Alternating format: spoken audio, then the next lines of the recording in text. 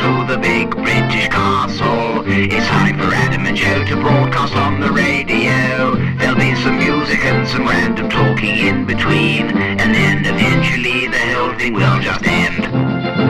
That's the drums, and let's go surfing. Good morning, this is Adam Buxton. It would be a good day to go surfing. You're supposed to say your name. Hello, I'm Joe Cornish. You're not Denny Different. No, who would be Denny Different? Who would want to be Why Denny? would you want to be Denny Different? I mean, look at him. Yeah. Who would be Denny Different? Be a nice day to go surfing, though, because it's beautiful. It's nice, man. The summer's started. Yeah. Ooh, has your life changed because of the summer starting? Nope. Has it not? No. Mine has. It's totally Has it? gone up. So I'm going to talk to you about it later on. Ooh. Because everything changes. I mean, everything changes but you. Mm-hmm. That's the nice thing about you. Mm-hmm. But my cold hasn't completely gone, or whatever it is. But my chesticles are a lot better. Good. Check it out. Look. They look better. I'm not really wheezing. That's a little bit wheezy. I'm just breathing, though. That's the sound of breath. That's the sound of breath. Well, I can do that, too. There you go. But you went all wheezy. Yeah, but you've got to empty your lungs. Empty your lungs right now. Oh, not empty your stomach and your bowels. Don't empty your bowels.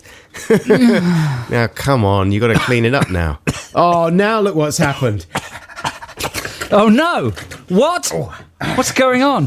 Who's left out? I thought we got rid of him. Get out. Get him out. Kick it out. Then we got a different producer this week because James Sterling, our regular producer, is on holiday in Spain. It's nice for him, isn't it? Come on, gag. But we've been joined by our old friend Ben Appleyard. Hey, Apples. How's it going? Good, thanks. Yeah, come on. So, Apples, you got to clean up that mess and make sure the dog doesn't come in again, please. Thank you very much. So, listen, folks, we've got a packed show, but right now, let's play some music while we just settle down, calm ourselves down, okay? Because you can get over. What are we going to have next, Ben? We're going to go for Bassomatic. A bit of fascinating rhythm. This is from around the same era as the Street Tough record, isn't it? Yeah, this is odd. We're having a little cluster of, when is that, 90s? Late 80s? Late 80s, yeah, the birth of dance. Yeah, sort of very computer-controlled dance. Right. It was when things weren't allowed to be that loose. You're being a little bit rude about the Rebel MC. Well, it's not, to be perfectly honest, and this is just my opinion. For me, it's not the best period in dance stroke, sort of hip-hop, hippity-hop. Rebel's here and his Street Is Tough. it? It's kind of embryonic in a sort of slightly embarrassing way. Yeah, I mean the truly embryonic stuff is I think of as the kind of New York stuff. But this is when sort of hip hop and house, would you call it, sort of blended, and it blended its two most least interesting aspects. That's not a very good way to introduce a record. We're like really, music experts, aren't we? I like them. From a distance.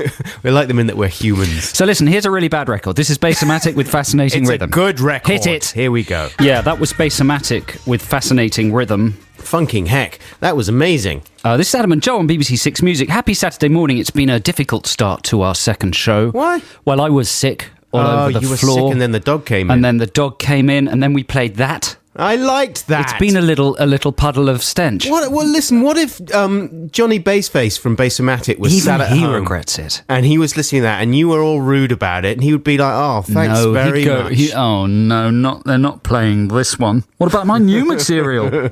He'd be saying. What about my new funky stuff? Yeah. I got a funky track. It's coming out now. I'm going to show you what the track is and how. That's how it goes. You take over. I can't. Listen, Black Squadron are the elite listening force that listened to this programme at the very beginning. They were created, they were birthed when this show used to start at 9. Were they even birthed when we sat in for the breakfast show? No. When we first started here, no. So it used to be for people who got up at 9 a.m. and listened live to the live show. Live. An elite listening force. Now we've started at 10. It's a more sort of generous, open recruitment position sort of thing, isn't it? I mean, the likelihood is that Black Squadron are up at 9 anyway. It's like when the police used to only let people over a certain height into the police force. They couldn't get enough bobbies on the beat. Is that not still the case? No. You can be shorter now. Really? Yeah, that was several years ago. Wicked. Quite a while ago. You could now be a copy. There are some tiny ones out there. Some of them you can't see from a distance. Little Frodo coppers. Yeah. So that's what Black Squadron is now. It's a more inclusive squad, but no less ruthless. No, don't get the idea that it's somehow a relaxing option. No. They'll kettle you. Because we need a lot of... We will kettle you on a bridge. We'll kettle the heck out for of you. as long as we want. And we'll do it in the small hours of the morning when nobody knows. Yeah, exactly. So listen, stand by for your command, Black Squadron. This is going to be a slightly abstract one. And we should remind you in custody. We should remind you that, what you have to do when you hear the command is it's a photo command, right? Yeah, you have to take a photograph of yourself doing the command. And you have to send it to the following email address. Adam and Joe, that's A-N-D, not... By the way, when we say you have to... Yeah, we're not like saying... It's not voluntary. No. If you're Black Squadron. You're conscripted. Adam and Joe at 6music.bbc.co.uk. And that's the address for all communication. Yeah, email your photos quickly as possible, please. We got over 350, didn't we, last week? It was record-breaking last week. It was the record breakers. Yeah. So here's the command. We'll go straight into a record afterwards. You have the duration of that record to execute the command. Your command this... Oh, have we had the jingle? No. Wow. Oh, We're getting way ahead of ourselves. That would have been terrible. Okay, let's have the jingle first, Ben. Always catch the beginning of the show. Black Squadron don't want to miss a thing. That's not the way Black Squadron roll. Went to bed at a reasonable hour. Gotta be sharp on Saturday morning. That's the secret of the Squadron's power. Black Squadron! And before you deliver the command, Joe, can I say that the free play that I have lined up for you is a bit of Lou Reed. Oh. And it's one of those songs, Walk on the Wild Side, that has been played to death, right? Really? Yeah. And it's a great song. No one's saying it's not a great song, but it's one of those things like Bohemian Rhapsody that actually there's never the right time to listen to again because you feel as if you've heard it too many times. But so then, why are you playing it? Well, I'm playing a live version. Oh. From 1972 when he was touring Transformer. Transformers? And, yeah, it was Transformers. I don't know why I'm doing a Bowie voice for that. But yeah, a live version that completely sort of... So he did a live Transformers stage show? Yeah, it was amazing. The guy Sheila Burf was there and he's playing bass on this track and the bass transforms into... What's Optimus Prime up to? Optimus Prime is on bongos. Really? Yeah. He has to have very tough bongos. Well, yes, he does. He's got huge bongos. They're big metal bongos, giant metal bongos. So he's playing on this track as well. But it's one of those live versions that completely reinvents in a enjoyable way the track. So much to remember. Black Squadron, here we go. Here's your command. Let's just give them the email address once more. Adam and Joe at 6music.bbc.uk. This week's command is Unusual Sandwich. Here's Lou. Well done, Lou Reed. What was his name again? Very good. His name was Louis Reed. Very good, well done. Indeed. And now, Mrs. Simpkins will read some Proust. Thank you very much, Mr. Reed. That was a good version, though. I mean, I said before that it completely reinvented the song. That may have been overstating the You case. overstated it. You're hyperbolic. I'm absolutely hyperbolic. I'm full of, yeah. But the thing is, it just makes it sound fresh and nice. And that's a good little guitar solo at the end, replacing the sax. It's really good. Wasn't it? Didn't you think? Yes. Didn't you enjoy that? Yes, I did. Now, Joe's having a little bit of a meltdown because he's not I'm having a problem because I can't open any of these flipping Black Squadron photos, the BBC computer. Every time I click it, it just goes... There we go. It just goes, application not found.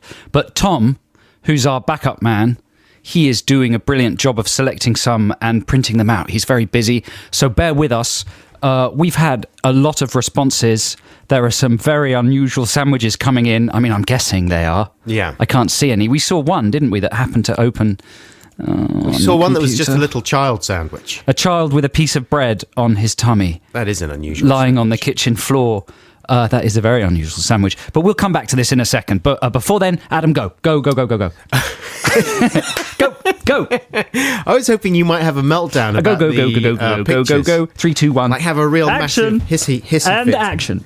Okay, right, here we go. I've got some, by the way, now. Have you? Yeah. What are they like? They're good.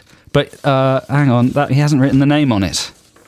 No, he hasn't written the names on them. Listen, man, you should have a meltdown. I'm going to have a meltdown with Tom. I'm going to fly off the handle with Have Tom. it now, though. I can't, not on air. It's wrong. It's against right. the BBC People rules. like it. People Anyway, like I can't shout like you can. It's like... Shout at Tom. Tom! For the name of Billy... Idol. Jimmy Idol! What are you doing? There's no names on the pictures that are coming in Tell him that of the it's not fast, unusual it's not fast sandwiches. enough. It's not fast enough. It's not fast enough. They're not unusual There's enough. a long delay. Tell him, Adam. Yes. Tell him he's not picking out. You're not picking out the good ones. There's one here of what is this picture you've picked? It's just a normal sandwich with bits of lettuce. That's not unusual. And what's this one, a woman? He hasn't written the name on that one either. He's written daffodil sandwich. Daffodil. What's that? Who's it by? Who's it by? Can't read it out. And not. Can't. Tell him he's fired. You're fired, Tom. Tell him to get out. Get out. But tell him to finish before he gets out. Finish it. this before you get out. And who's Richard is the intern today. What are we going to do? He's all right. Richard, He's all right. You're Tell him stepping up to the plate. Do it now. Print some good pictures. Or you're fired too. We own this place. We run this joint. Is that good? Yeah. All right. You better have a record. Well, you got a trail first. Here we go. Cool, blimey. That was Arcade Fire with Month of May. That was quite good. That was good, man. That was intense. They're an intense band. Do you think very they much. sit around tickling each other, Arcade No, Fire? no tickling. No time for punching. tickling. Hard punching. Exactly. Hard punching and reading to each other from politics books. Yes, while they punch each other in the face. Sometimes they hit each other with the politics Yeah, books. and they're not allowed to react. So, Black Squadron, this is extraordinary. Your response is extraordinary. I mean, what a fighting force. Wow. I mean, they and their response is so quick as well. So quick, so fast. There can be no army in any other country that matches it. And thank you very much, for instance, Fiona James. Is that her name? Or is it Fiona and James? That's a Rivita sandwich with some tea bags in it. That's an Would that be unusual tasty? sandwich. There's a sandwich here from Ellie Nugent with what appears to be a clockwork crab in a rustic bun. The Rivita sandwich with tea bags, that's what we have at our house. Really? My wife likes those. They're Really? Yeah. They're a bit papery, and all the bits would come out. All the They do tend to make your mouth dry. You might want a bit of mayo on there. Okay, nice. Do you know when you go around to someone's house and they offer you food, you have to eat it, otherwise it's rude. Yeah. Try offering them an unusual sandwich. Sarah in Cambridge, to continue the teabag theme, has made an apple sandwich between two tea bags. Wow. That's nice looking. Stuart and Lucy in York have put... I mean, maybe that's Lucy herself, but she's sandwiched between two large sofa cushions. You see, I was hoping and expecting for more human-based unusual sandwiches. Well, you know, there's so many that have come in. This is only the tip of the iceberg. Here is a sandwich. It looks like it's on white bread. It's important to select the type of bread you want your sandwich in. Mm-hmm. And in between the two pieces of white bread are some potatoes, some wrapped OXO cubes, and a whole meat pie and tin foil plate. I had that sandwich yesterday. Did you? Was it tasty? It was nice, man. Oh, no, hang on. There's a description of said sandwich. Wait, it's from Matthew and Emily. It's their cheery pie. Cheery pie. It's got brie, crackers, walnuts, OXO cubes, a Yorkshire pudding, and potatoes. You see, they should have that at Eat or one of the popular sandwich outlets. Then I would get that. It really makes you realise how small-minded a lot of sandwich making is, how narrow-minded it is. Yeah. How limited it is. Egg and cress. Yeah, come on. Where are the tea bags? Here's a man who's put a piece of bread on his head and another underneath his chin, and he's put a tomato in his mouth, and he looks sad.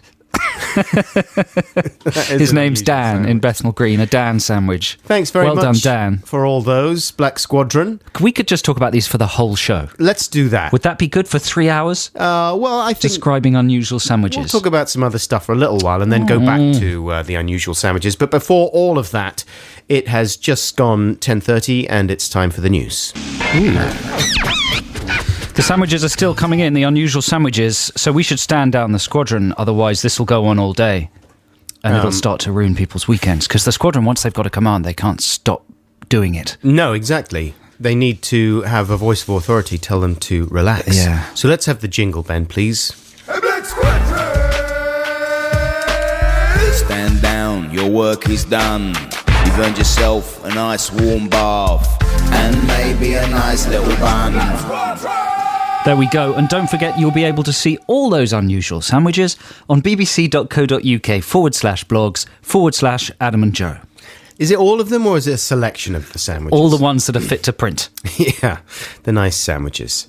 Now, we were talking about the fact that it's been a lovely hot week earlier, and one of the things that happens when the weather gets nice is people start looking nice.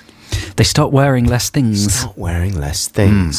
And suddenly, the opposite sexes, or sometimes the same sexes, start staring at each other in a new and exciting way.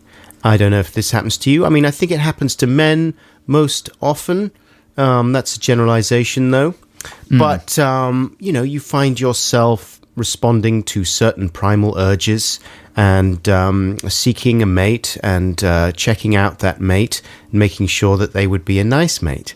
Hello, mate. Hello, mate. All right, mate. Exactly that. You look nice, mate. Look at your shorts. They're very short, mate. Is there any way would you like to mate? There's no beating about the business there. No, I thought that's what we were doing. We were going to be direct about it. All right. You sent it in that direction. Keep talking. But anyway, the thing is that I don't do any of that anymore because I'm married. No. So since I got married, I stopped looking at women and in that way. I don't do it. And, in fact, the sight of an attractive woman makes me physically sick. It's men now. Yeah, it's mainly good-looking men. Because that's allowed. Yeah, that's fine. People often have a sort of, sexual orientation switcheroo mid-marriage.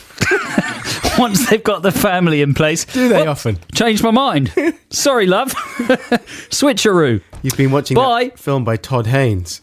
Possibly. What was the one with Dennis Quaid in it where he does that? Oh, I don't know. He's gay and he comes out, basically, and he's living a lie. With Nicole Kidman. 50s America. Yeah, I forget what that's called. Won loads of awards. Anyway, no, that's not what I'm talking about. Yes, that is a thing that happens to some men, but that's not currently happening to me. I don't look at anyone in that way anymore because I don't have those urges. I'm very, very satisfied and happy with my beautiful wife. But in the olden days I'm talking about, before all that, there were times when I'd be in the car, for example, I'd be in the passenger seat, and maybe my lady pal would be driving at that point, and I would be looking out of the window and I would maybe see a beautiful woman walking along, and I would want to, have a quick inspection of her. Am I making this sound are you licensed? Sufficiently creepy? Are you licensed to inspect? Well, no, that's the thing. You're not really licensed to inspect, and so you have to go through various bits of subterfuge and theatre in order to disguise the fact. You know what I mean? Yeah, Far From Heaven. Far From Heaven was the film, the Todd Haynes film, yeah. So you don't want to get busted looking, is what I'm saying. Have you ever been in this position? Yeah, sure. And have you got any techniques, is what I'm driving at? I see. To look, well, one good technique is if you spot an attractive person approaching, kind of jump ahead, figure out what their path of approach will be, and sort of anticipate where the spot that they will occupy in about 15 seconds by looking at something beyond it. Oh, look at the prices on those TVs. Oh, that woman's walked in front of the TVs. There she goes. A rude woman. Look at her. Anyway, back to the TVs. That's a good one. Rude woman. Look at her. What a rude bottom. Look at that rude woman. What a rude. I use a similar technique sometimes and say... Look at the way she's dressed. That's nearly you're turning into your dad. Yeah, man. but then... That's what your dad used to do when we were taken to Ibiza. Beautiful eyes. No, extraordinary eyes. Lend me the binoculars. He was nakedly lustful in an inappropriate way. Yeah, but he's still using sort of fake points of attraction. I don't think there was anything fake about his points of attraction. Well, he would say eyes. He was photographing. He was photographing the points of attraction in Ibiza, as far as I can remember. But no, I'm talking about just being sort of disapproving, mock disapprovingness. It can be dangerous as well when you're driving, can't it? Yeah, well, I'm saying I'm in the passenger seat. Oh, I see. The lady Okay. pal is driving. No, I'm not saying it's a bad thing, but sometimes one can nearly have a little fender bender. Sure. Well, when they get sexy ads like big bill posters, the accident rate goes up around those Does it? adverts. Yes. The Hello Boys bra adverts Right. back in the day caused a lot Is of that accidents. true? I think it is. Yeah. Really? Statistically, it's true. For women, there's a problem with men's pants, isn't there? What do you mean? Well, with the low-slung jeans in the summer, and one can often get a lot of male pant.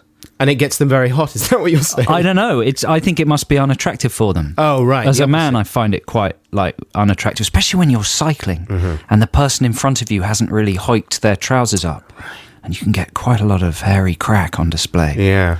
You're not really allowed to say that. Of course I am. On a Saturday Of course I morning. am. It's fine. He's talking about the drug. No, the gap between the buttocks. It's a healthy family area. I know what you're talking about. It's a fun family area. Building. Okay, everyone's got to get used to it. Of course they do. It's one of Britain's, national points of interest. My other technique, which is a little bit similar to your trajectory technique, Yes. is to stare out of the window at said attractive person and then carry on staring afterwards as if I'm looking at buildings and architecture. Oh, nice. You know what I mean? So this is sort of quite highfalutin technique. Yeah. So if I get busted, who are you staring at? Oh, I'm just looking at those buildings. The architecture around here is interesting to me. Look at it. It's very good. Anyway, so I'll carry on staring for way after.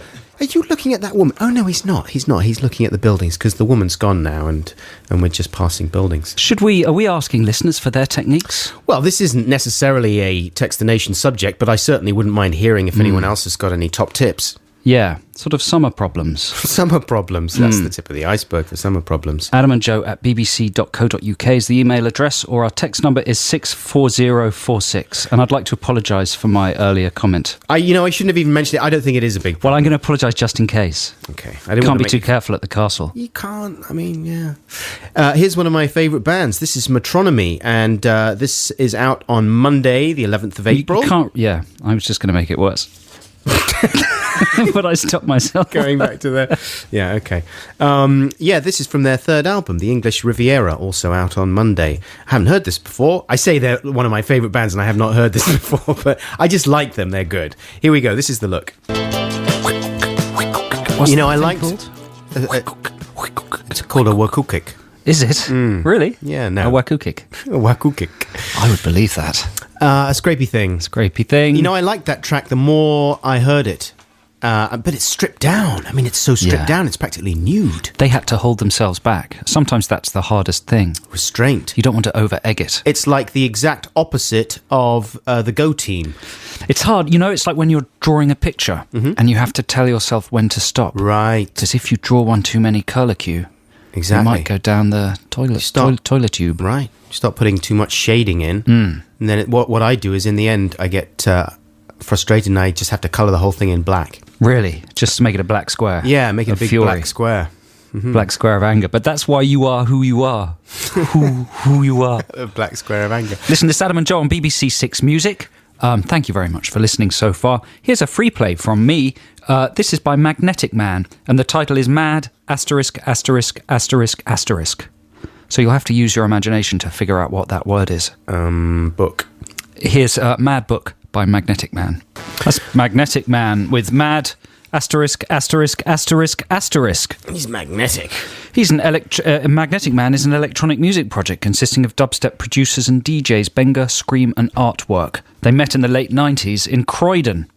They perform using 3 computers, one playing drum samples, one playing basses, and the third playing leads and samples. That's very good. I love that track. Yeah, it's enjoyable. Thanks. Where'd you hear about that? I don't know. Were you out scratching with a crew and... Yeah. Yeah, that's what happened. So, Joe, some friends of mine, right, they have a 13-year-old daughter, and she is a precocious and beautiful young lady, and she's going through maybe a phase that a lot of young girls go through of being quite materialistic. I wonder if that's fair to say. And she sent through this... Well, she's young and the world is full of things. Yeah, exactly. And she's getting excited about all the things. Look at all these things. All these things. And she hasn't got any money. I mean, when you're 13, you don't have the power to buy the things. Right. Yet the things are being displayed to you in attractive, highly produced commercials, left, right and centre. And kids are... Am I ranting? No. Kids are bombarded. They're a prime marketing group. They get bombarded by all sorts of seductive messages. Exactly. So it's a tricky place to be as a kid.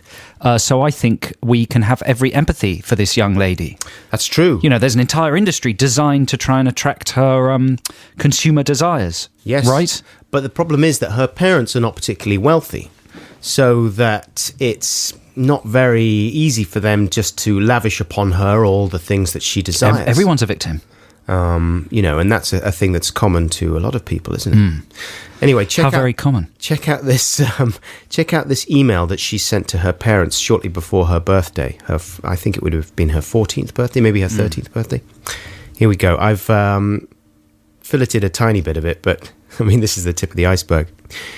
If you want to spend your money wisely, I suggest you stick to this list and do not buy anything other than the items on it, unless you see something which I may like, in which case ask me first, or don't get it at all. And then some of these items are in red. So she's writing this to people, to prospective gift buyers. To her parents. To her parents. Yeah, mum and dad. Okay.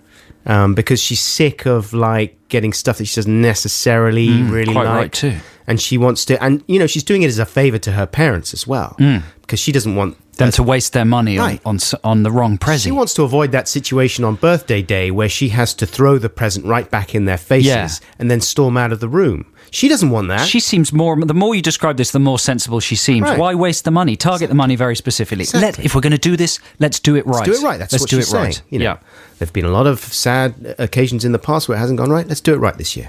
In red, she's written on this list, Rihanna tickets. Must be at least 2. One for me and a friend. The red items are the ones that are really important. Yeah. Beneath that, another red item. A nice dress, like my grey American Apparel one, but sleeveless. Not in red. Pretty summery top. Not a shirt, not a tee. Must be pretty. Show me what it looks like first. Earrings. They must not be my main present, though. In red. Bikini. I must try these on and recommend to you one, so be patient for links. Be patient for links? She's going to send links to the kind of tops she likes, bikinis she likes. Pants from Topshop. Very small present. Yeah, but that's true, isn't it? Don't make that a big present. No, that's just a stocking filler. That is a very small That's a very small present. No piece of jewellery to be my main present, as it's small and I don't wear jewellery. Yeah, size is directly connected to value. Exactly. Makeup, possibly some foundation, but I must recommend the colour, brand and style and type. Spare money, ? Always acceptable. Spare money? Is there such a thing as spare money? Sure, everyone's got spare money. You'll have some of that. That stuff you got in your wallet bulging out. I'll have that. Next item on the list. For someone to paint my wooden desk for me. However, this must be done well and cannot be my only present from this person. Oh, so if they hire a guy to come and do it, he has to bring a gift. Yeah. Right. He needs... Well, you know, the girl should specify that gift, because what if that gift's wrong? Well, maybe they will forward the list to the guy that paints the desk. Right. And he's got to do a good job, though, otherwise he's in trouble.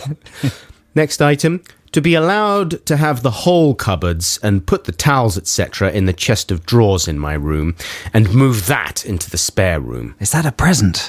Well, it's something that she wants reorganised. Well, she's using the opportunity of her birthday to deal with some other stuff in her life. She has a total control on that day. Right. Yeah. Birthday, it's all about you. It's not just about material gifts, it's about being able to order other things around in the world. Just the way you want it. Yeah. Next item on the list. No books, unless requested. Oh, that's a shame.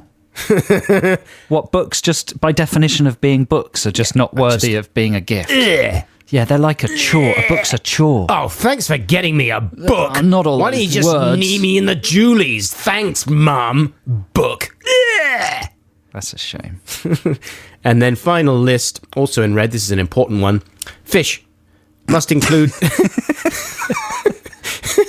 Must include tank. Automatic water cleaner, 2 pretty fish, and decorations for inside. Wow. She's quite a prettiness Nazi, isn't she? And then at the end, she says as a postscript, This is pretty much everything. Stick to this list and I'll be happy in the morning. To make me as happy as possible, you'll need to buy me at least 3 of my most desired things coloured in red. Wow. I mean, that makes me think of... because she, in a way, she's right. She's trying to make things as happy as possible in red. But it reminds me of how angry you can get if something goes wrong on your birthday. Absolutely. Do you remember being furious on your birthday? This is not what I wanted at all! Did you remember having a tantrum so bad that you sort of had to remove yourself from the celebrations? Like people would come for a party, but you just couldn't be there because you were so furious. Yeah. Hello, where's Joe? I've brought him his presents. Oh no, Joe's not here. Joe's in his room. He's very angry. He had a problem earlier today.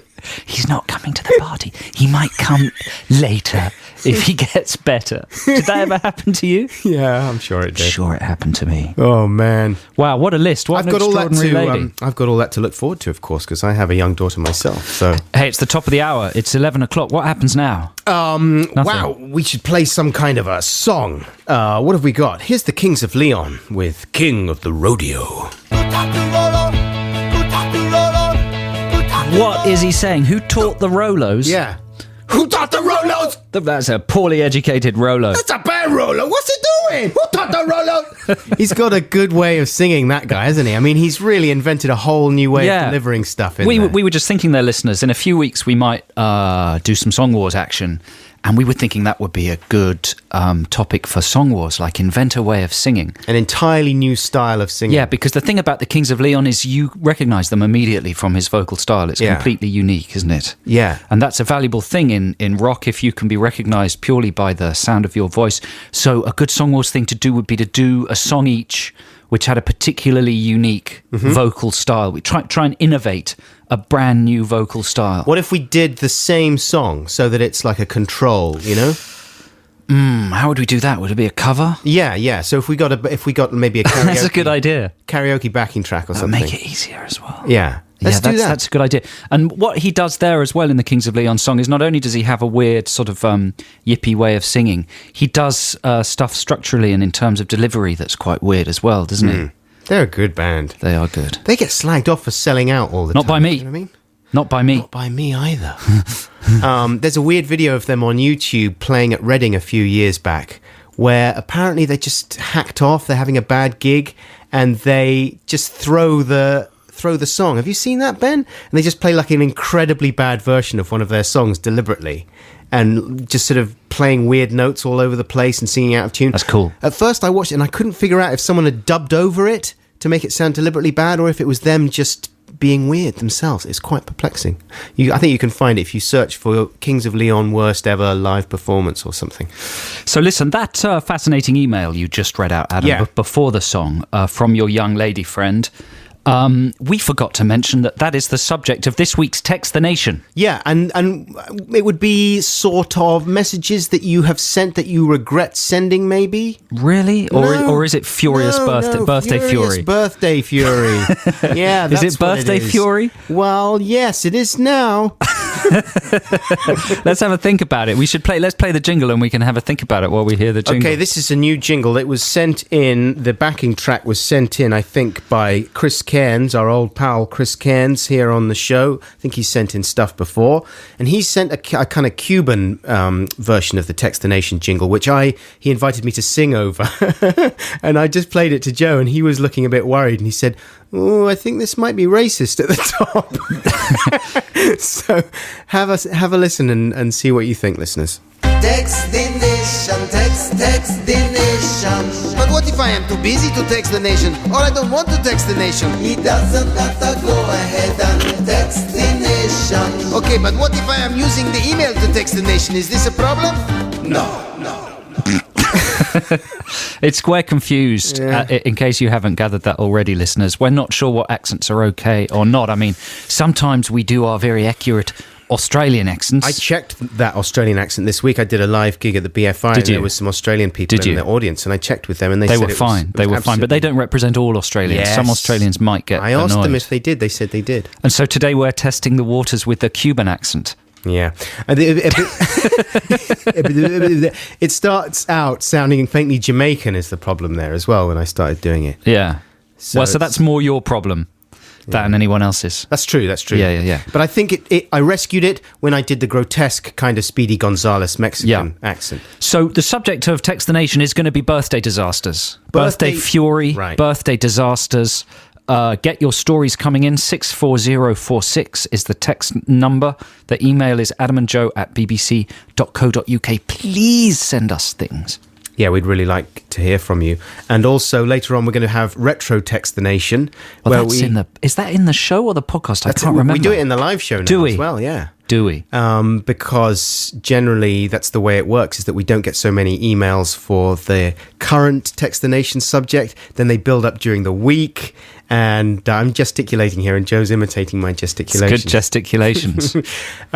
So yeah, and the subject last week, of course, was incredibly broad. I'm having trouble speaking. Keep going. It was, what have you been doing? Wow. So I look forward to catching up with some of those anecdotes you sent in. There are some good ones. I've got some good ones. Yeah, I've got a couple of depending good ones on what you mean, what one means by good. But I tell you, the other thing that we had loads of this week was made up jokes, and I thought the standard was quite high. Really? That's disturbing. I thought it was pretty good. Bode well. Can we have some after this next song? Yes. Come on, let's have some made up jokes after this. But right now, it's time for the Strokes, Taken for a Fool. That is absolutely hat stand. Kate Bush there from her 1982 album, The Dreaming. What was she thinking? Okay, thanks for joining us very much indeed on the Six Music Morning Show here. It's Adam and Joe. And we got some laughs coming your way right now because it's time for our favourite feature, and your favourite feature too, I think. It's Made Up Joke Time. Let's play the jingle. I'm a funny person, I often make up jokes. My jokes are more amusing than those of other folks. When you hear my joke, I think you'll find that you agree. Come on, you're all invited to a made-up joke party. Yeah, it's Made Up Joke Time here on the Adam and Joe Show on BBC Six Music. I was making their show sound more fun there, don't you think? You were. It was really good. It was upbeat. Yeah. It was sort of like hospital radio for a hospital for really serious illnesses. Because it's the equal and opposite level of upbeatness. My DJ references are all from around 15 or 20 years ago. I love them. Thank you very much. So the idea of made up jokes, listeners, right, is they must be jokes that you have made up. Simple as that. And we put them to the Tim Vine test. Yeah. Tim Vine doesn't know about this test. They should be specially designed by architects. Nice. But it's just a question of thinking about them and, are they too obvious? Mm-hmm. If they're too obvious, then the likelihood is they will have been cracked before. We Google some of them. We check them for cracks. Mm-hmm. Not cracks again. Do we check them for hairy cracks? No! Oh, I'll just tell you a joke that my son told me this week that he made up. Nice. How old is your son? He's 6 years old. Right. This is Natty's joke. Knock, knock. Who's there? Beano. Beano who? Beano Weeno. That's good. It's not finished yet. No, Sorry. that's it. That is finished yet. That's a good one, Excellent. isn't it? That's funny because I wasn't expecting the Weeno. Well, exactly. Well done, Natty. That's the secret of comedy, a surprise. Do you want to hear one genius. more? Yes. Is this from Natty? Yeah. What did the worm say to the man when the man put earth on the worm's body? I don't know. Thank you, I'll just have a slither. Oh, that's nice because he's going to slither away. Yeah. And he doesn't want that much earth. That's good. It's not bad, isn't it? That's very, very promising. So here are some jokes made up by you listeners. Now, who done this one? Bear with me. This one is from Michael Singleton. It says, hi, Adam and Joe. Here's my 100% made-up joke. A man received an invitation to join a competition, the purpose of which was to find out which black American comedy actor owned the heaviest collection of objects made from elephant tusk. Needless to say, he accepted. That man was Keenan Ivory Wayans. Yes. Yes, come on. Ivory Wayans. Yes. Now that's made up, you see. It's so convoluted that it has to be made up. Well done, Michael. That's very good, Michael. Here is a little pair of peaches right now from, let's see, who's this from? Alex in Norwich. He says, guys, Last winter, my friend Matt and I were stuck in a house in freezing Amsterdam, killing time by making up jokes. We've been waiting over a year to send them in, and it's been well worth the wait, as you will see. Why is Sir Alec Guinness the only actor from Star Wars to get a knighthood? Because only one Kenobi. Because only one Kenobi. Because only one can OBE. Yeah. I mean, that's silly because that's not true. You know, any number of people from Star Wars could have got an OBE if they deserved but they it. were in Amsterdam.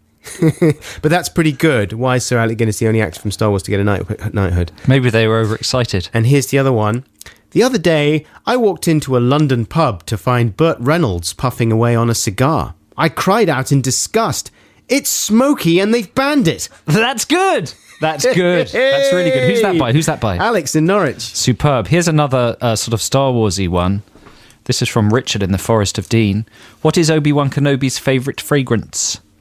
Yoda Toilette. Nice. Is that new? Do you think that's been made up before? It sounds too good. It sounds very good. It's a bit slick. He's either a genius or a plagiarist.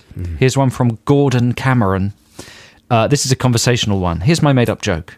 I have Google vetted it, and I'm confident it is original, says Gordon.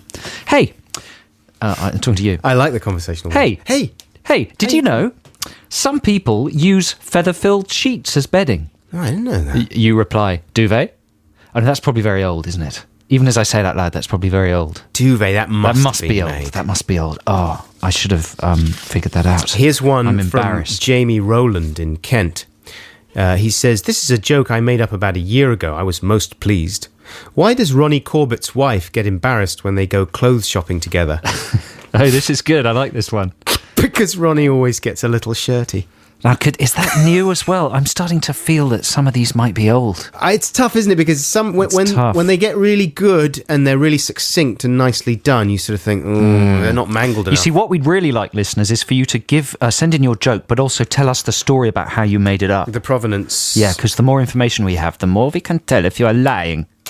Got another one there? Yeah, what did Michael Jackson used to say to his breakfast to see if it was cooked just right? Michael Jackson's the backbone of any joke factory. Eggy, are you yoki? Are you yoki? Are you yoki, Eggy?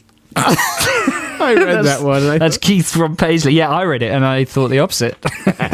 Well, I went for a different one. This is from Mark Brady from Chapelton. Did you hear that Akira Kurosawa was planning on directing a film featuring Michael Jackson as an Egyptian sun god? It was called Ra-Shamon. That's good. That's sophisticated. Yeah. Yeah. I'm just reading my other ones. We could have some more later on. Should we have some more later on? Yeah, let's do some more because I've still got more. Oh, no, hang on. Let me do one more because All right, it's funny. Tom from Durham. Dear Adam and Joe, I've been telling this joke for a while. I'm very proud of its simplicity and I think it works well. I'd be very happy if it reached a wider audience. Why did the puma get on well with other pumas? He had a good sense of puma. What? You went Come for on, that that's one? good. It's good. It's funny because Good nothing sense really of happens. humour. Yeah, it's funny. Come on, it's funny. Because it says puma 3 times. I find that funny, Tom. If you and I were in company, we'd be laughing. Adam would be getting annoyed.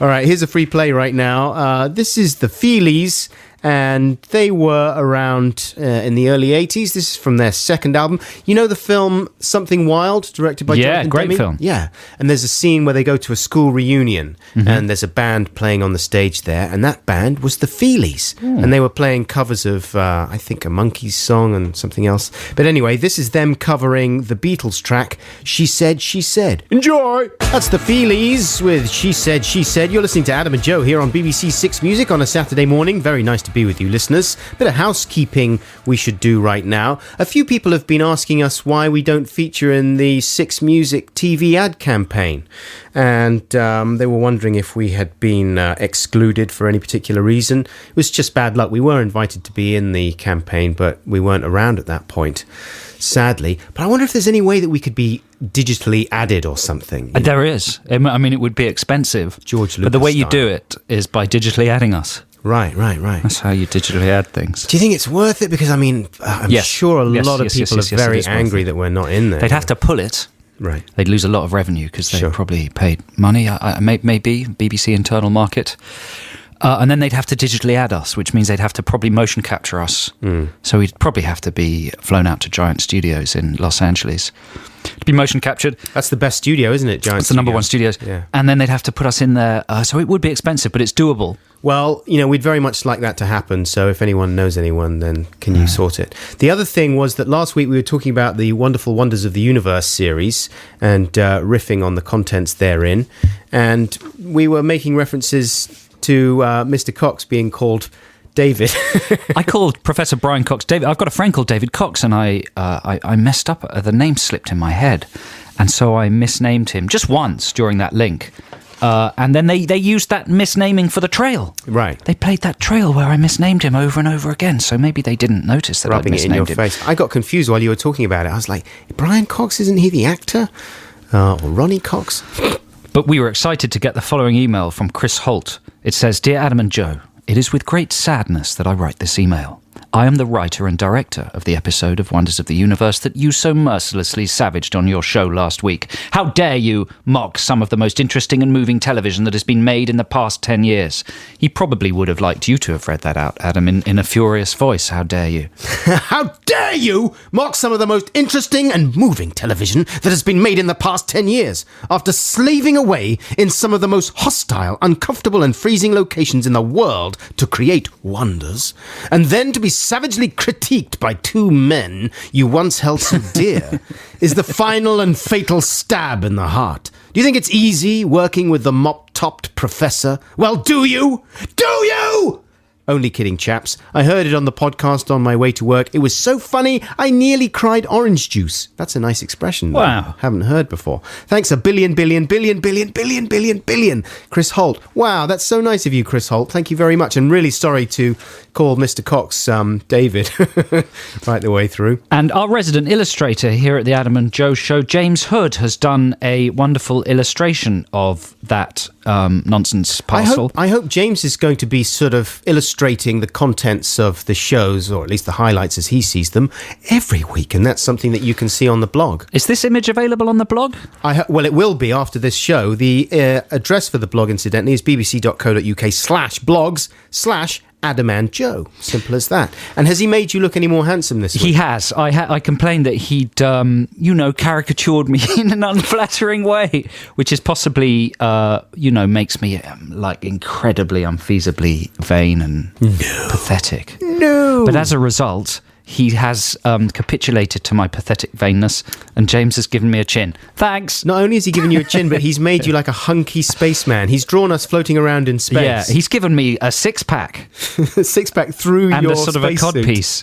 Whereas Count Buckules remains the same with the monobrow and the rotund face, and he's rotated your head, I'd say, sort of 45 degrees anti-clockwise. Yeah. So you look He's actually made me mad. look a little bit better than I do at the moment, I think. He's made See, Bowie look you've got a better approach to this. fantastic. You're happy that he's made you look worse, and I'm complaining about, being caricatured. Yeah, I'm happy that he's made me look It's not good. like an actual person. Hey, incidentally, one more bit of correspondence that came in after we were talking about something last week. We were discussing the fact that I was worried, self-conscious about waggling the petrol nozzle at the petrol station. You know what I mean? Read this, are you? Yeah, I thought this was an interesting observation. The hot water bottle thing. Yeah, from Neil Hilland. I observed recently that when a lady fills a hot No. water... Listen. What? Just let's talk about this and then come back to it after the news. Is that not appropriate? Well, let's just have a little chat about it and then come back to it after the news. I think he may be being euphemistic, and I think you don't... I know he is, but I thought it was sufficiently euphemistic, but now you've highlighted the euphemosity. Listen, I had a bad experience with a hairy crack earlier in the show, and I just don't want you to fall into the same trap. You're allowed the hairy crack and I'm not allowed the water bottle. Okay, it's time for the news at 11:30. The Manic Street Preachers. If you tolerate this, your children will be next. This is Adam and Joe here on BBC Six Music. Should we have the Text the Nation jingle, Ben? Just, there you go. Text the nation. Text the nation. What if I don't want to? Text the nation. But I'm using email. Is that a problem? It doesn't matter. Text. Yes, it's Text the Nation time, listeners. The subject this week is birthday flip-outs. I call it flip-outs because we've just got an email from Lindsay who describes it that way. I haven't read the actual email. But her email heading is birthday flip-outs. That's a good way of describing it. When you get furious on your birthday. Yeah, and it's it's a very emotional time. Do you still really love your birthday? Look forward to your birthday? Celebrate? Yeah, quite like it. Yeah, I've kind of phased it out. Really, what, the excitement? The excitement, yeah, because my whole life is like a big long birthday. Really? Yeah. Oh. I feel very lucky in many ways, and so it just seems slightly meaningless to me to focus all on one day. God, you're banal. Thank you very much. It's all right. So, listen, here are some of the communications we've had in about birthday flip-outs. Tim Weisberg says, "Good morning. I've put disaster in quotation marks in the subject because at the time it was, but with hindsight, maybe not. On my 7th birthday, we were playing musical statues. The song was Bad by Michael Jackson. I had a plan to freeze in the classic Jacko pose of the upwards point when the song finished. However, the referee, my dad, decided that I moved during a period of silence before the end of the song and eliminated me from the game, thus thwarting my brilliant plan. Cue tantrum and a period of sulking in the kitchen while the party continued in the other room." Oh. The thing that I like about that is I can picture him in the pose. Sure. And so excited that he's done the Michael Jackson pose, but then the finger waving. And when your own dad betrays you in that way. I mean, what are you thinking about, Dad? Dad was obviously striving too hard to be impartial, wasn't he? He was trying to teach his kid a life lesson, but a birthday is not the day to be taught a life lesson. A nutcase. Here's one from Laura in Sheffield. "One of my earliest memories is throwing a massive strop at my birthday party. I guess I was 5 or 6, because all my guests wanted to watch a Thundercats video, whereas I wanted to watch Henry's cat. I think I ended up crying in the dining room while they watched Thundercats. Ridiculous." It is ridiculous. Why would you want to watch Thundercats over Henry's cat? I mean, parents should understand that the child is in charge. Yeah. And if the birthday boy or girl wants to watch Henry's cat, then that is what should happen. But it's difficult, though, because you're I don't think it is. Do you not? No. I mean, what possible, what could go wrong there? On your birthday, everything should be just geared towards what you want. Yeah. Every whim should be indulged. Yes. Is that what you're saying? Even if everyone else is having an awful, awful, awful time. I tend to get overexcited. I think I may have told you this story before when I was playing Pass the Parcel at a birthday party one time. I must have been about 6 or something. And we were passing this object round and round, and it was it turned out to be a telescope, like a telescope thing. Like a kaleidoscope. A kaleidoscope, yeah. And so it was quite a heavy cylindrical object, and I was getting really overexcited. And the girl I was sitting next to was really nice, adorable girl. She was called Atalanta, I think. And so I, at one point, thought it would be funny if when the parcel came round to me, I sort of grabbed it and, in my mind, playfully whacked her on the head with it. Nice. And she started howling in pain and crying. And then her mother came over and yanked me out of the circle and ejected me from the party. Quite right. That was that. I mean, it was quite right of her. But here's one from Robin Hastings. "I received a jumper from my aunt for my 7th birthday. I threw it at her, and then I had to go home. I'm still angry 30 years later." I mean, what possible interest does a 7-year-old boy have in knitwear? Yeah. Quite a lot of people haven't worked these things through yet. I know. There's still fury. Here's another one from CJ in Edinburgh. "I had a birthday party at a swimming pool with slides and stuff when I was about 10, with food provided and everything. Only one of my pals turned up. Mate. I was gutted. I cried most of the day." These are sad. How old is he? He doesn't say. Oh, 10. No, 10. He's 10. And how old is he now, I wonder? Yeah, I don't know. Oh, that is... It's the worst thing tragic. is that he still remembers it, because you hope when you see these things happening to your own children, which they occasionally do, you sort of think, oh, well, they won't remember. It's indelible. It's indelible. Life is like a big indelible pen. Here's one from Trish in Bristol. "When I was 7, my mum organised a surprise party for me. When everyone jumped out and shouted, 'Surprise!' I was so shocked I fell backwards and twisted my ankle and burst into tears. I was really cross for the rest of the party, was sent to my room to calm down while everyone else played Pass the Parcel." This is exactly my problem with birthdays, though. It puts too much pressure on everyone, and things just get out of control. It's like New Year's, forced celebrations like that. I really can't... It's great. I can't deal with. It's a minefield. Here's one from Stephen in Morecambe. "At my 7th birthday party, a friend decided to put a mini Mars bar unwrapped into another friend's drink." Yeah, good joke. This friend then drank the whole drink in one and proceeded to choke on the mini Mars bar. It was funny to everybody, but my parents weren't too amused. They performed the Heimlich maneuver to save him. That's a good little practical gag for it. Now, that's a very, very bad thing to do. You know, you shouldn't do that. Don't throttle people. Very dangerous with mini Mars bars. No. Keep those coming in, though. Your stories of birthday flip-outs or tantrums or disasters on your birthday. 64046 is the text number. Email is adamandjoe@bbc.co.uk. You got me a book! Ugh! Thanks a lot, Granny. I hate you! A sweater. I feel really sorry for people sometimes when it's Christmas time and they're, bringing presents. My children are now old enough to know. But you know what? Sorry to steamroller you there. But this is a show that some families listen to, right? Yeah. So listening right now, there might be parents and children, and maybe we can do them a service. You know, You're hearing these stories, kids, exactly, adults. Work it out, talk it through before the big birthday. Think about the other side of the kids have sympathy for your parents. coin. It's not easy for them. Parents have sympathy for your tyrannical children. You got me a shirt! Ugh. All right, let's have some music right now. This is The Pains of Being Pure at Heart. Is that the name of the band? That's a stupid name for a band, isn't it? No, it's a brilliant name for a band. And this is a track called Belong. The Pains of Being Pure at Heart with Belong. Adam and Joe here on BBC Six Music. Now, should I finish that little thing that I started just before the news there that Joe was worried about? Up to you, mate. I mean, this is all because it's in your mind. You've got a filthy, filthy mind. And Joe was worried about this being too fruity. But we were just talking last week about the fact that when I am at the petrol station, I put the petrol in the tank, I waggle the pump afterwards to get all the drops out, right? And it just seems to... See, if you start giggling like that, then it just seems to me to be like maybe too intimate a gesture. And so I was saying that I get embarrassed about it sometimes. But Neil Hillen wrote in and said, putting the other point of view, I observed recently that when a lady fills a hot water bottle, she'll wipe the wet nozzle if there's a tea towel nearby. A gentleman will instinctively shake the end of the water bottle. Try it out with family and friends. Be careful of the hot water.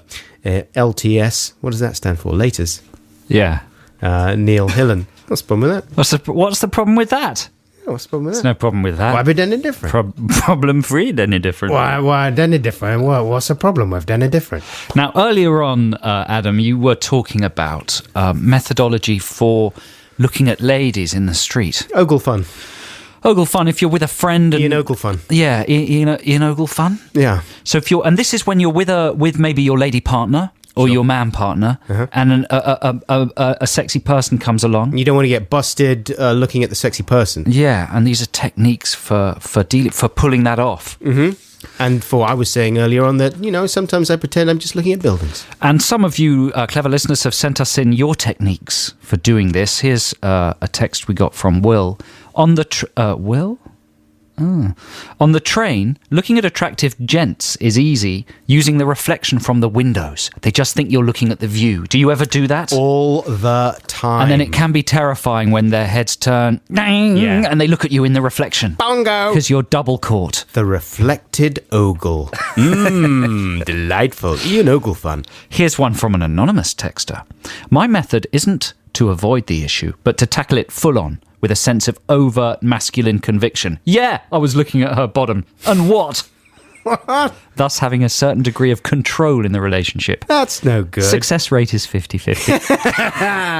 I've actually, I think I've tried that and it went down very badly. I mean, I wasn't bullish. It's worth about a try. it. It's worth a try. Yeah.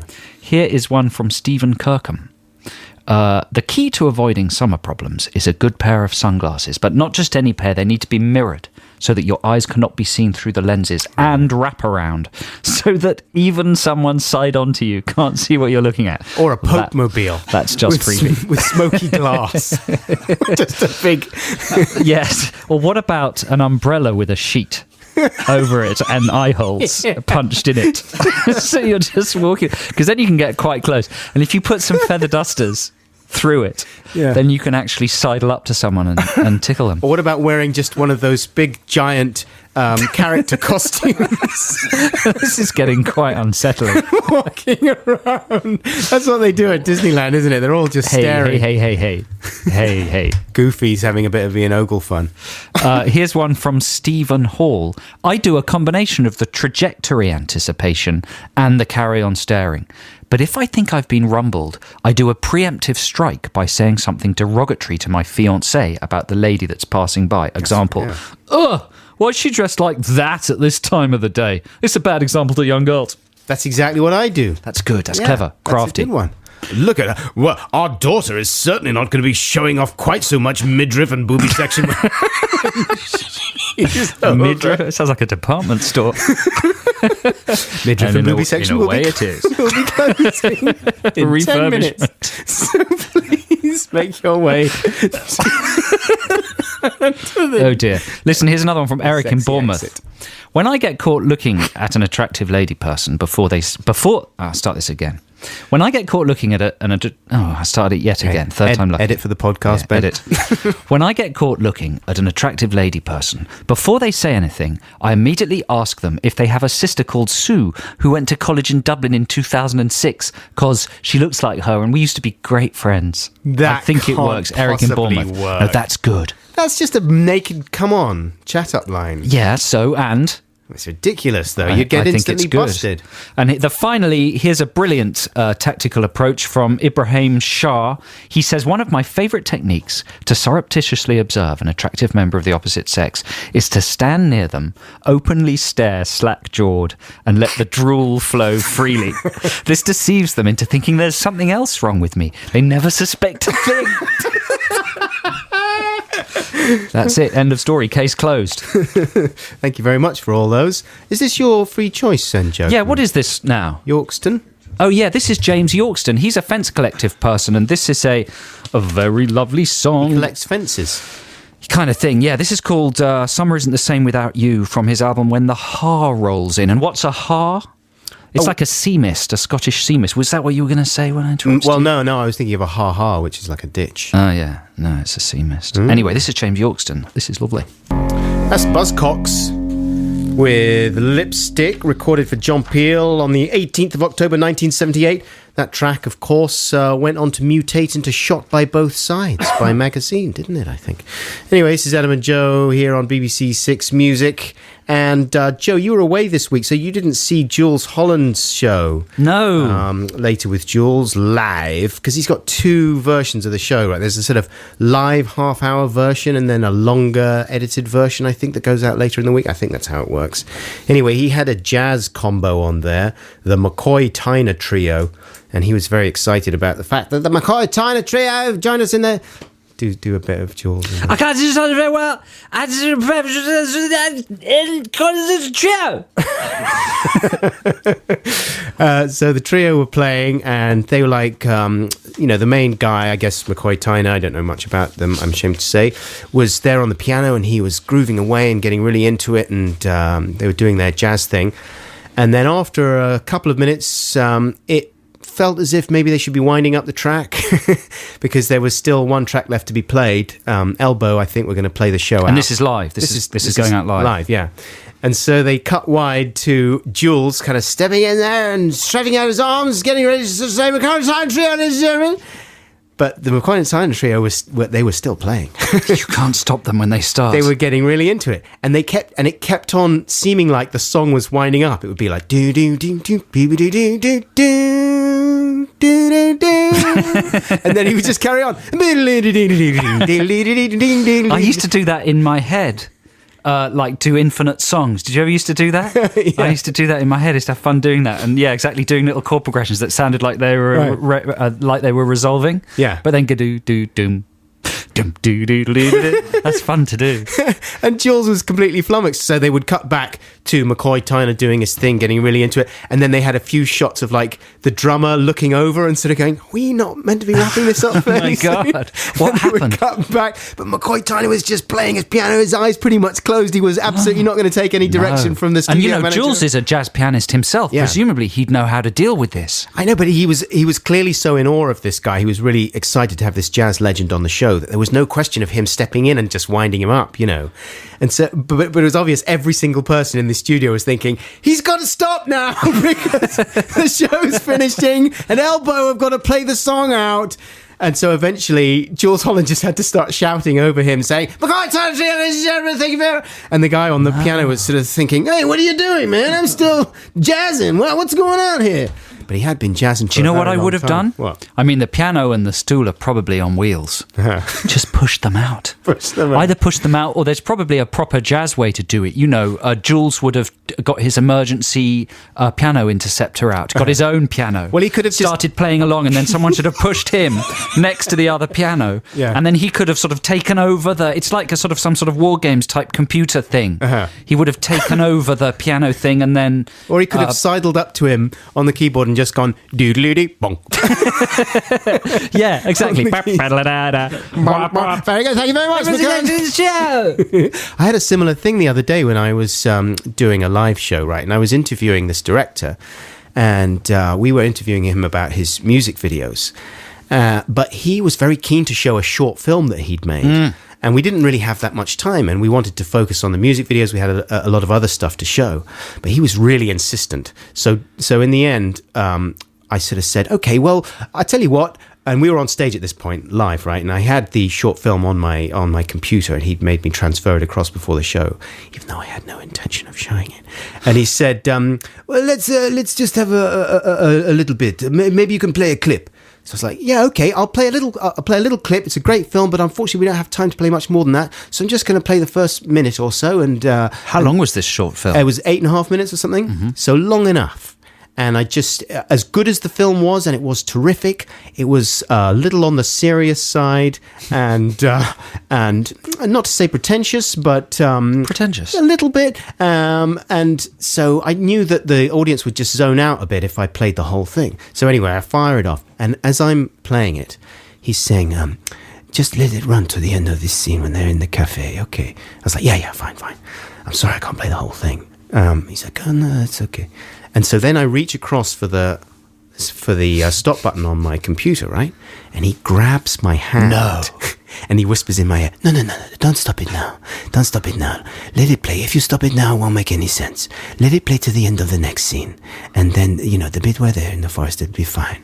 So that's another 4 minutes away. We don't really have time. I'm really sorry, but we should really stop it. We gotta... No, don't stop it now. It won't make any sense if you stop it now. The audience will be confused. So I let it run.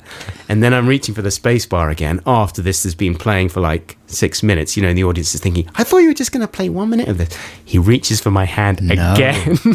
And he goes, "No, you may as well just let it play right to the end." It's his tactic all along. "It's nearly finished." I was like, "It's not nearly finished. There's another 4 minutes to go." The upside to this is he's got a sexy voice. Yeah, he does. And he was a really nice guy as well. I mean, I did feel bad not playing his thing, but we had made it clear, this is about your music videos, man, you multi-talented genius, you. But in the end, the lights came up, the audience were just completely glazed. But he'd got his short film in there. "Ladies and gentlemen, thank you very much. That's the end of the short film." I should have just leapt in there. "Wonderful short film, very pretentious short film. Thank you very much to my guest director tonight." Anyway, okay, we're going to do Retro Text the Nation, I think, very shortly, aren't we? Yes, and we are. Check out some of the messages that have been coming in during the week for last week's Text the Nation subject, which was, what have you been doing? But right now, here is the mighty Fleet Foxes from their new album. This is Battery Kinsey. Fleet Foxes with Battery Kinsey from their forthcoming LP, Helplessness Blues, out in May. I forgot to say that one of the things the director said to me while he was whispering to me was, "You're very uptight about time, aren't you?" That's deep. Wow, you got philosophically bullied. I really did. "Adam, you're very uptight about time." A little bit of existential undertone undermining. It's like, I am now, because your film's going on for another 8 minutes. Anyway. But man, you are uptight about time. I am a little bit. I've noticed. I know. Loosen up. Mainly that it's running out. Retro Text the Nation. We got this email this week. Elliot Line sent us this. Hi, Adam and Joe. Hey. Is this retro? No. I'm putting the jingle in context. Oh, good man. My 3-year-old daughter, Alyssa May Line, loves the Retro Text the Nation jingle and wanted to record her own version. She can't read yet, so she had to learn the lyrics first. I never know whether she'll say bin or trash, but on this occasion, she plumped for trash. Please use it as you see fit. Well, it was charming, I thought, so we certainly will use it. Here is the remarkably talented for 3 years old Alyssa May Line singing the Retro Text the Nation jingle. I listen to Adam and Joe, but I listen to the podcast, not the live show. I used to feel the cute frustration, but I couldn't join in with Text the Nation. My troubles have disappeared because Retro Text the Nation's here. Now a letter might be read out instead of thrown in the trash and forgotten about. Wow, that's very, very good. You know, the thing about that is she's really hitting it rhythmically there. Yeah. Oh, that's extremely sophisticated. We may have a prodigy on our hands. Right. We were talking earlier about maybe doing a Song Wars with cool ways of, unique ways of delivering a song. She's got her style worked out there. How long is it before, we've got the Smith children, Willow and Jaden. Yeah. They must be, 10, 11? How long is it before we have a 3 or 4-year-old in the chart? She's ready, man. I would buy a single by Alyssa. We were talking about having a unique voice that's instantly recognisable. Yeah. There is one. Absolutely. And, it's going to be a shame when she gets too sophisticated and start hitting all the right bits of rhythm. She'll be over the hill by 4. Oh, I know. Sad, really. I like too early stuff. When she got to be 4. So, we were talking about what you've been up to in the last 15 months since we've been off the air. We only got back last week, of course. And thank you very much for getting in touch with some of your messages in the week. What's she called, the singing girl? Alyssa May Line. Alyssa, you're talented. Thank you so much for sending that in. And thanks, That's Elliot, lovely. for sending that in. Really appreciate it. Here's a message, an email that was sent in by John Chalton in Timperley. So the subject was just, how are you doing? What's been going on? Yeah, what have you been up to? Yeah. We had a variety of responses, but this one was a fairly specific observation about something that happened. I was on a very busy train from Bristol to Manchester, and every seat was full. I saw a young woman with a great big suitcase on the seat next to her. She hadn't paid for the seat, so I asked if I could sit there instead. She tutted and put the suitcase in the legroom in front of her, allowing her very little actual legroom. As we pulled into Birmingham and people were getting up to leave the train, the woman suggested, "Shouldn't one of us move so I can have more room?" I stood up to allow her to get past, but she didn't move. She meant, could I move? So I stood there like a wally for about a minute or so before I took a seat across the aisle. As I looked back at the woman, I saw an enormous whale-like man park his derriere in the seat that I had vacated. I caught her eye and gave her a smug grin and a knowing nod. He spells nod, K-N-O-D. A knowing nod of satisfaction. At the exact same time, I got double cramp in my calf and hamstring. Ooh. I managed to internalize my screams of pain, but I felt the balance of the universe was the overall winner in the sorry situation, says John Chalton from Timperley. So you travel on trains a lot, don't you? So you like a good train politics story. Sure, I do. I really do. I mean, my ways of avoiding those kind of situations are, I only really travel at very specific times now. I only go. You're so uptight about times. You're very uptight about time, Adam. So yeah, I know. I can completely sympathise. At those moments when you can't avoid being on a packed train and stuff like that happens, I spend the whole journey with just a flutter of anxiety, trying to hold on to my seat and make sure no one sits in my seat next to me, or I've got as much room as I possibly can, and there's no one opposite me making a phone call, a really loud phone call, because that would ruin my journey. I want to do a radio show with that French director. He's much more relaxed about things than you are. And I hear his short film's really good. It is good. I never said it wasn't. Here's one from Hannah, who's listening in Japan, the highlight of her 15 months is as follows. A slightly sozzled and rakish Bill Nye mistook me for an old friend in the biscuit section of Fortnum and Mason's. Now, that's pretty good, isn't it? To be mistakenly spotted by a famous person. Yeah, we're talking the highlight of a 15-month period. That's a good one, don't you think? Bill Nye coming up to you and in the biscuit section of Fortnum and Mason. The biscuit section. Why are you saying it like that? I don't know. I'm trying to give it extra emphasis to make it worthy of being read out. Is that how you give emphasis? Leave me alone. Stop talking like that. Yes. People sit up and listen when you talk like that. That's a good one. Thanks, mate. What would you try if someone did that to you? If Nye came up to you, right, and started mistakenly, hello. Would you take advantage of it and then say, "Hey, listen, while we're chatting, let's get to know each other. Do you fancy going over to the biscuit section?" And because then he would say, "No, that's okay. I've got to go and see Tilda Swinton later on. I'm a bit tooty." He's got to go to the Tilda Swinton section. Here's one from Daniel Swindlehurst. Not entirely dissimilar. Dear Adam and Joe, a few months ago I was walking down the high street when I saw Kofi Annan. I was walking down the high street when I saw Kofi Annan. He was walking towards me carrying a co-op carrier bag. He was carrying a co-op carrier bag. At first I thought it was Morgan Freeman, but I quickly realised...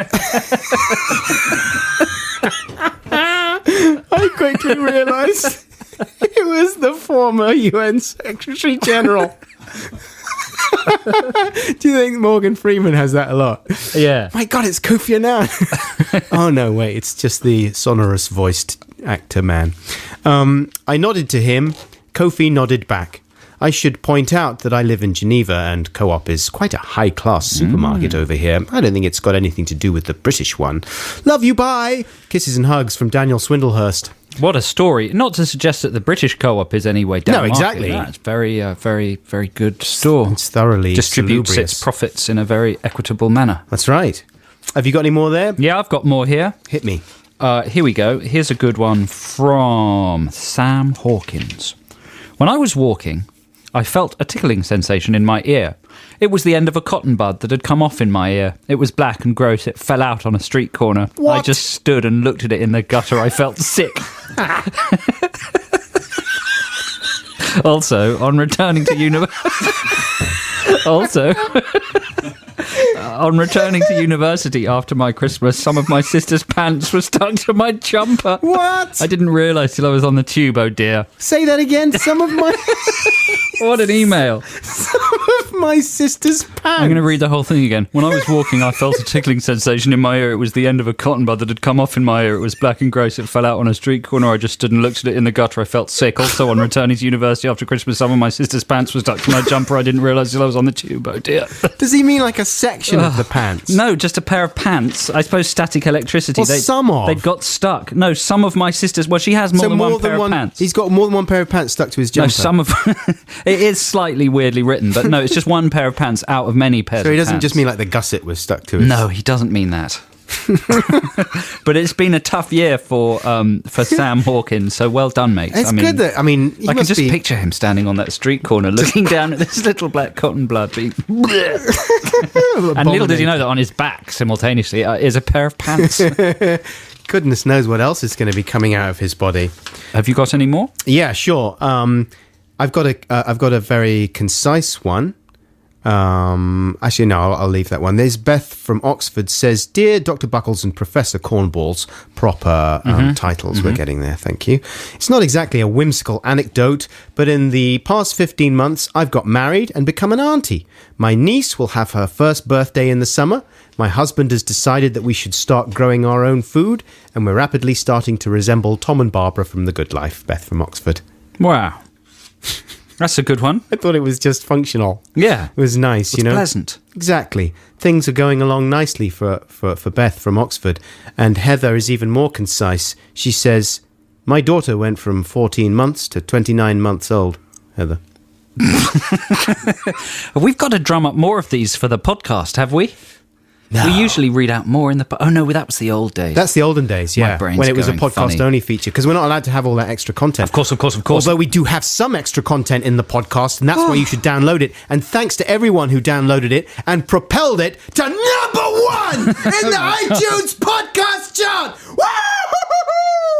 That must have been very exciting. Yeah. I mean, it was exciting for me, but you were particularly excited. Do you know what? My excitement was tempered by the fact that iTunes now organizes their charts in such an elaborate way, because there are so many different types of podcast, that the first podcast list that you see when you pop up on the podcast charts is something different, and all you can see is Ricky Gervais's name all over it. You have to navigate to the audio-only podcast chart in order to see us reigning supreme. Maybe you should start a campaign to get iTunes to redesign their front page. I would love to. I mean, they've very nicely got an ad for us on there, so that's nice. And thanks to everyone who downloaded it. Don't forget, you can download this podcast. Will it be tomorrow, Ben, or will it be Monday?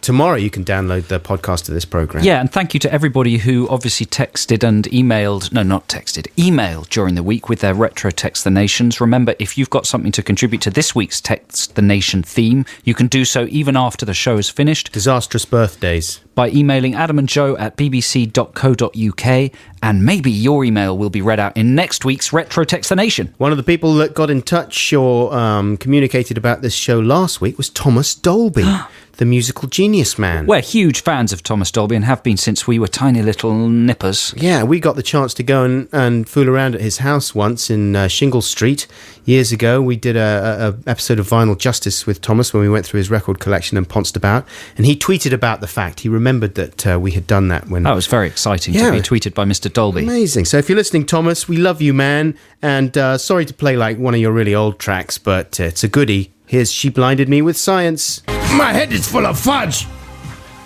Talk by Talk there.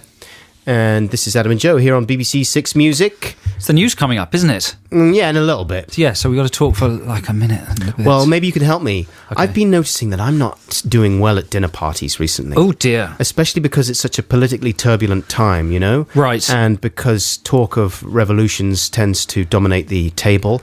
And I don't feel that my opinions necessarily, being taken seriously. Well, no, I just I don't hold them as strongly, and I don't feel as well informed as some of the other people at the table, because I've got pretty high-powered dinner guests, you know. Right. So what I do is I wait for a little gap, and then I introduce one of my own little topics to try and steer things in a more Buckley's direction. For example, here was my last conversational gambit at a dinner party that went badly. It was, and I swear this is true. Can you give us an idea of the kind of conversation that was happening before you introduced this? Yeah, I mean, it was Gaddafi and Libya, right. Misery, you know. And then I step in thinking, we need to lighten things up a little bit here and just make them a bit more fun and inclusive. So I went, is it my imagination? And this is something I genuinely was thinking. Yeah. Is it my imagination, or are carrots getting a lot fatter this year, like in a supermarket? Has anyone noticed that?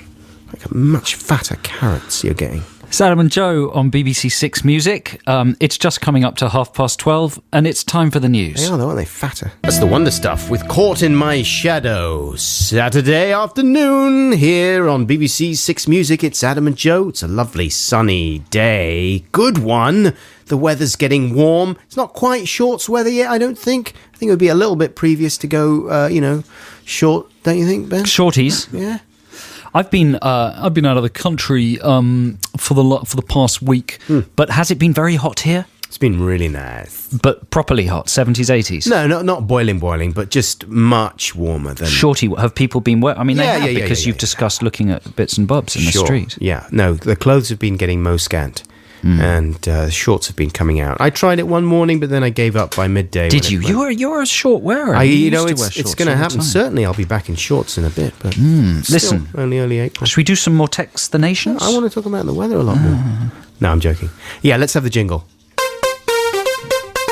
Text the Nation. Text the Nation. What if I don't want to? Text the Nation. But I'm using email. Is that a problem? It doesn't matter. Text.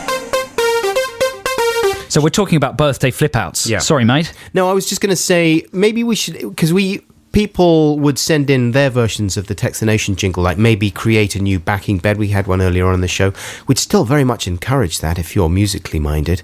Send us in a new Text the Nation jingle bed. A cover of that jingle. Well, they can either do a completely new cover or like a new bed that I can sing over and go mental. Right. Anything. Anything. Do anything. You're so uptight about time. You're very uptight about time, Adam. Okay, what have you got there? We've got some good stories. We're talking about birthday flip-outs on Text the Nation this week. Furious tantrums at your birthday. Here's one from Shan. My parents used to use... Well, have I said that wrong? Is that like French for Shan. dog? Oh, I was like... Oh, not Shan. From the Shan. My parents used to use birthdays and Christmases... Are you finished? Sorry. My parents used to use birthdays and Christmases as an excuse to buy us things that we needed anyway. So this is already a recipe for disaster. Foolish parents. Practical. One year, my main present from them was a brand new pair of school shoes. Oof. I was so incensed that I threw them into the fish pond. The shoes, not my parents, and was made to get them out by myself and scrub them clean. Quite right. Now, you would do that, would you? You would punish the child for throwing the shoes in the pond on the birthday? Yes. Even on the birthday? For disrespecting something like that, that's good money. So you could stand by and watch your child scrub clean a pair of shoes on their birthday. You've got to teach them a lesson. But I would not have given them... What about delaying the punishment till after the birthday?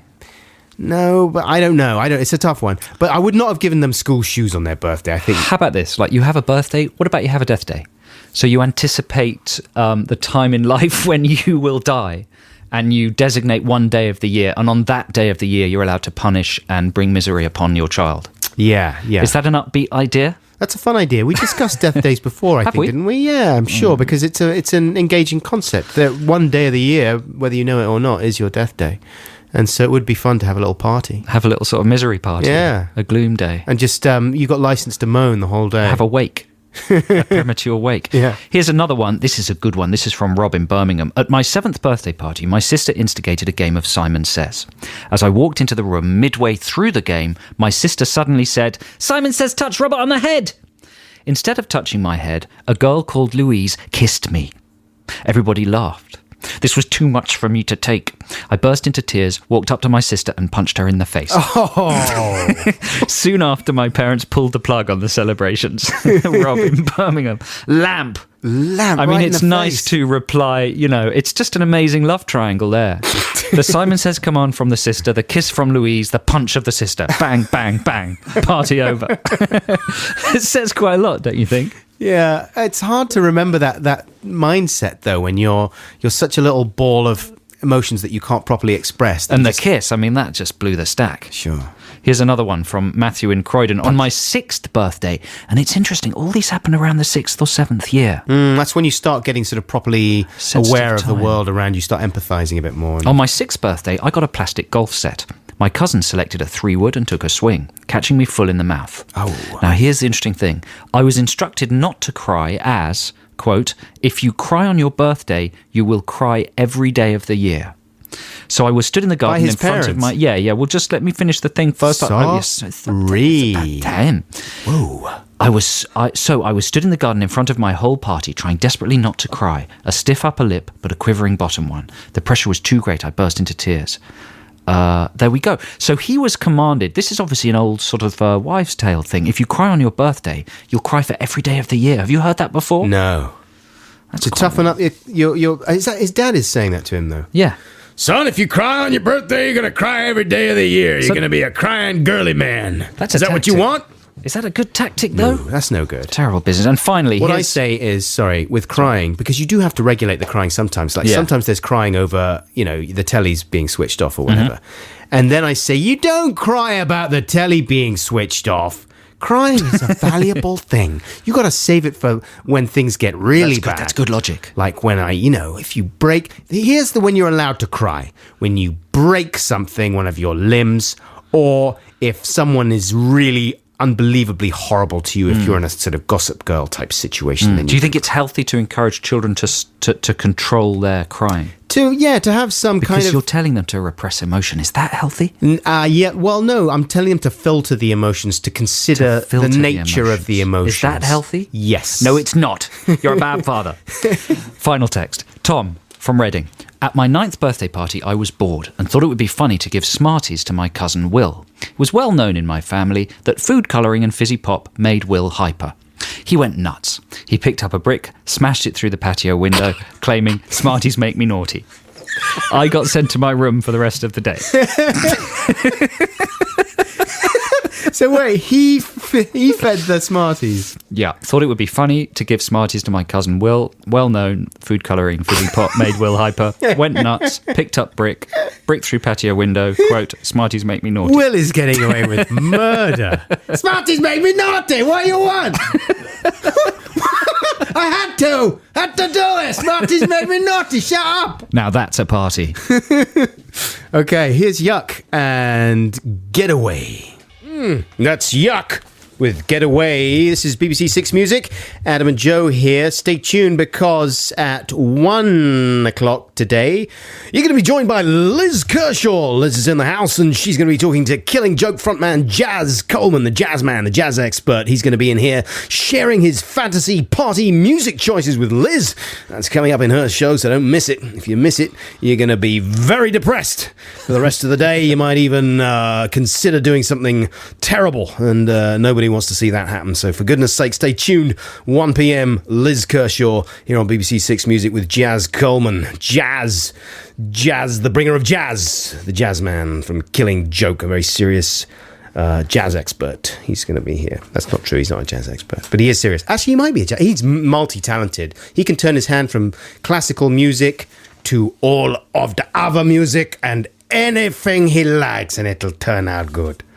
How do you think that sentence went? It was good. You made that link very, very easy for me. I know. So here's a free play. Is it hot enough to... how hot is it out there? It's air conditioned in this studio, so we can't really tell. Is it warming up good? Yeah. Do you think? Does anybody know? Looks nice. We don't really know in this chilly studio. Sealed. Yeah, we assume it is. So here's a song that you're only allowed to play when it gets pretty hot. This is I was going to pick this one. Well, I did it. Yeah, you know, shall I tell you a little backstory to this? Will you say what it is first? It's Summer Madness by Kool and the Gang. And this, of course, forms the original... This is the original sample. Of Will Smith's Summertime. Yeah. And don't forget the Jazzy Jeff Man. Who could forget Jazzy Jeff Man? But I picked this song out when I filled in for Jonathan Ross with Lisa Tarbuck last year on the radio. And Paul Weller was one of the guests. He came in, and I thought, oh, what the heck am I going to say to Paul Weller? Oh, this is when you tried your Paul Weller joke. Right, yeah. What was your joke? Weller, wasn't it that one? Yeah, exactly. Saying to him, do people ever say to you, Paul Weller, ooh, tell me more. And it didn't go down very well, did it? Yeah, he hated it.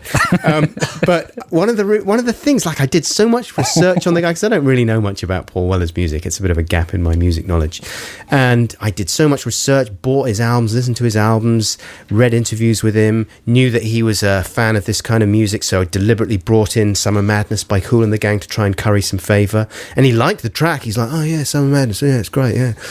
And so I thought, yeah, this is all going well. And that's the reason I unleashed my Paul Weller, ooh joke. So this now has a bad it now is going to stink. All I'm going to be able to think about is Paul Weller's beady little bird eyes boring into my soul, and him trying to restrain himself from punching me in my stupid fat face. Oh, well, that's a nice image to think about while we listen to the song. Here's Kool and the Gang, Summer Madness. Whee. Oh man, that's ultrasonical. We were going to say the same thing there, so I just backpedaled out of it. About the ultrasonical thing? Yeah, I just said ultra, because I thought it would sound silly if we both said it. Yeah. Well, that's pretty much it for our show this week, ladies and gentlemen. Thank you so much for listening. Really appreciate it. Yeah, don't forget you can listen live via the BBC iPlayer to the whole thing if you're mad. Or if you're a tiny bit less mad, you can download the podcast, which will be available tomorrow evening or something like that. Or is it Monday mornings now? Tomorrow evening. Here's a reason why you would want to listen to the whole thing again, right? Yeah. And this is a situation that many people find themselves in, especially if they're family people. They have lots of children buzzing around, people coming and going, that kind of thing. It's a sociable Saturday morning, maybe. Yes. And they don't get to listen. They listen to little bits of the programme. Les petites pièces du programme. Écoutez, les petites pièces du programme. Adam, you are very uptight about time. Why don't you relax a little bit? so Tick tock. Don't worry, life isn't ending. You know. You can download the podcast. You can listen again later on. So don't be so uptight about time, okay? So that's what I'm saying is that if you were distracted in portions of this program and you'd like to listen again, it's easily done. Just go on the iPlayer. It's not a big problem. Do it there. And have you been on the iPlayer recently, Joe? Yeah, well, I was on the iPlayer to watch Professor Brian Cox's program. Of course, yeah. Are they not renaming the iPlayer soon? Are they? They're calling it something like... Oh, like Splotch. Yeah. Or something, or Screenwaz. Yeah, something like that. I think Screenwaz is exactly what they're going to call Total Telly. No, it's something special, isn't it? And it's like, aren't they merging them all? All the channels are coming together to destroy themselves by making television irrelevant. Aggregated Good plan. Great plan, TV channels. Yeah. Oh, telly. It's dead. It's absolutely dead. I don't watch telly anymore. So what was my point? Yeah, it's on the iPlayer. Some people have reacted quite angrily to Kool and the Gang with Summer Madness. Why?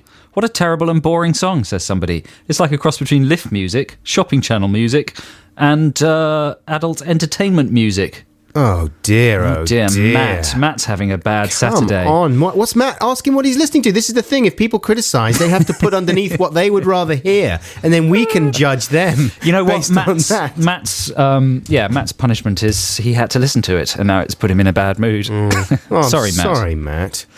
But you're ignorant. That's a good song. So on that upbeat note, on that friendly note... Targeting You're a listener. Not ignorant, Matt. I'm only kidding. Sorry you didn't like that song. I love you. I love you. We're going to play one more track now from the Go team. They're in a kitchen. They've got pots and pans. They're banging them together as usual. This is Apollo Throwdown. But first, thanks to everybody who texted and emailed during the show. Thanks for listening. And we'll see you the same time next week. We'll be back then. Yeah. See you. I love you. Bye. Bye. Bye.